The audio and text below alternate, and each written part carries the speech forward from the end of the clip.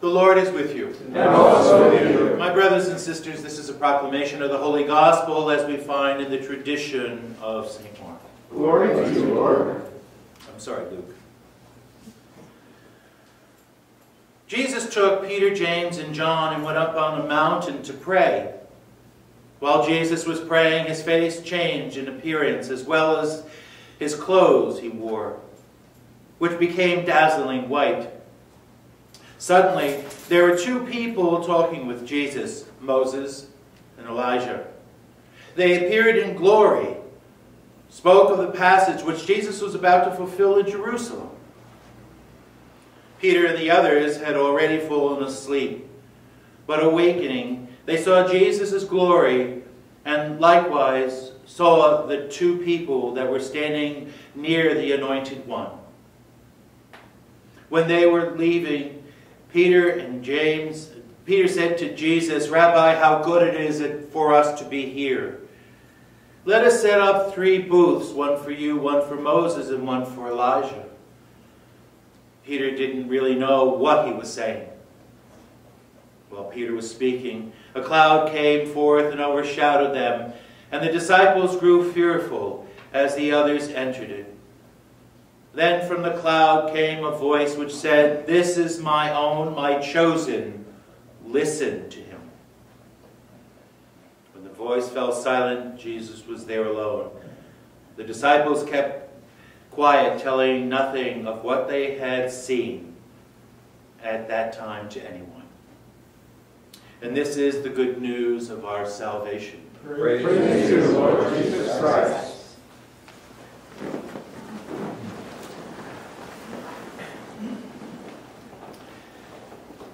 During this Lenten season, we listen to the Gospel of Luke, and Luke seems to take a little bit more of an easy tone with these readings during the Lenten season.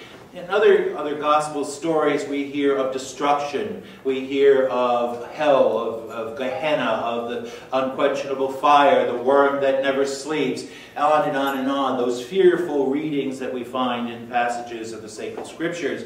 But in Luke, it seems like he's taking a little bit more of a moderate, quiet type of approach.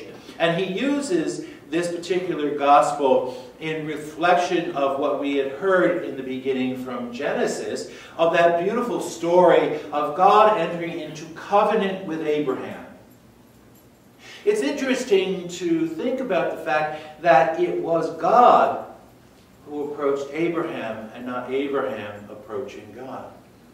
God appeared to Abraham and said, "If you leave your father's house and follow me to the land that I will show you, I will give you a land flowing with milk and honey." It was God who tapped this old patriarch on the shoulder and said, "Abram, follow me." And in faith, as we heard, Abram picked up his belongings, his family, and moved from the land of the Chaldeans down to the promised land. But how did Abram know that this was going to be given to his people in perpetuity? Because God said, "Look at the stars of the heavens. Count them if you can. And your descendants will be more numerous than those." Abraham was something like 89 years old and had no children. How is this going to take place? How are we, me and my wife Sarai, going to produce all these offspring when I'm old, when she's old? And yet we see in the later chapters of Genesis how that takes place. God's plan will come to fruition. And so we have God entering into this covenant. Abraham says, "How am I to know that this will happen?" And God says, "Bring me these animals, cut them in half, and I will make a covenant with you." And it's not Abraham making a covenant with God, it's God making the covenant with Abraham. And basically God is saying, as he walks through, we see that image of the fire and smoke, walking through, passing through those two halves of those animals. And God is saying, if I do not keep my word, then God will be split in two. God will be split in two. Abraham has nothing to do but to sit and to watch this play out. And that was the promise. That was the pledge that God made to Abraham. And so the story begins.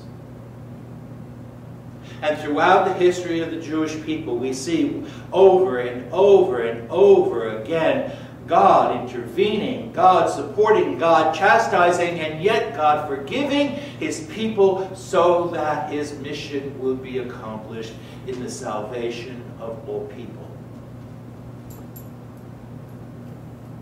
Thousands of years later, we read this story of Peter, James, and John going with Jesus up to the mountain to pray. The traditional mountain was called Mount Tabor. It sits in the middle of the Jezreel Valley. So it really is kind of the only thing around there. And it is a rather high mountain or hill. And when I was studying in Jerusalem, we had to walk up it. And it was difficult, believe me.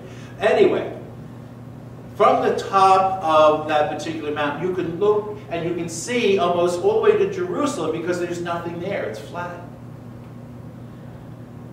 And it was up on this mountain that these three individuals have this theophany, this experience of God. They see Jesus transfigured, transformed. His face becoming white and brilliant, his clothes even. And appearing to him as Moses and Elijah, the law and the prophets. Those two basic elements in the old tradition, the law, Moses, the prophets, and the figure of Elijah. And there, conversing with Jesus about what it is going to happen, the fulfillment of the mission that Jesus now is going to take on. In the old Dewey Reams translation of the gospel, it says Jesus came down and set his face like flint to Jerusalem and would not be swayed. This was the mission that Jesus was on now. He set his face towards Jerusalem and he would not look left or right.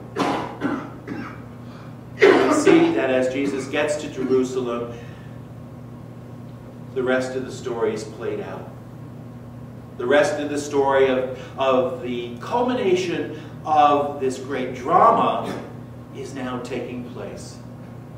And we see Jesus offering himself as an oblation to his Father for the redemption of all people.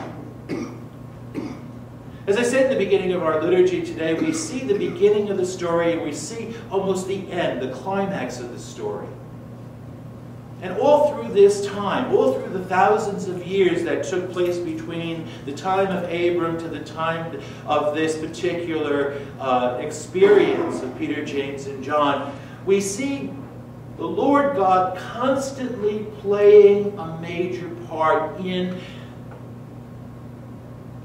his desire for these people to be the one through whom his Messiah would come. And over again, as we read the Old Testament, we see God intervening. We see God praising them. We see God blessing them. We see God punishing them. We see God forgiving them, bringing them back to exile, making them yet again a powerful nation in the area. And over again, God is present to his people. God is present to his people because of the covenant that he made with Abram thousands of years before. And God, faithful to that covenant, would not allow anything to disrupt, to interfere with the fulfillment of his mission. Last week I said to you, or to the other people that I preached to last week, Lent is an opportunity for us to be challenged. It's an opportunity for us in these 5 weeks of Lent to challenge ourselves to become closer to this God. As God made this covenant, dramatic covenant with Abram, He makes it with each one of us, because He has a mission that each one of us has to fulfill. And that mission is to live the gospel, to proclaim God's goodness, to proclaim Jesus as the Messiah. And we do that not so much by standing up at a pulpit and saying fiery words or pleasant words or flowery phrases, but rather by how we live. And that's where, as they say, the rubber meets the road. It's how we live in relationship to this covenant. How we treat one another in relationship to this covenant. How we forgive one another in relationship to this covenant. This is how we are called to be. We are people of the covenant established thousands of years ago. Not a covenant that we make with our God, but a covenant that God makes with us. That we, as spiritual heirs of Abraham, are part of those multitude of stars in heaven. And if we are faithful, then God's covenant will come to pass. And we will see the glory that Jesus has. But not only His glory, but the glory that He showed His disciples will be the glory that will be bestowed upon us as being children of God. From the cloud, the disciples heard the voice of God saying, "This is my beloved. Listen to Him." Maybe we need this week, as we continue our Lenten journey, to open our ears, our hearts, our minds, so that when the Lord speaks, we will hear what He truly has to say.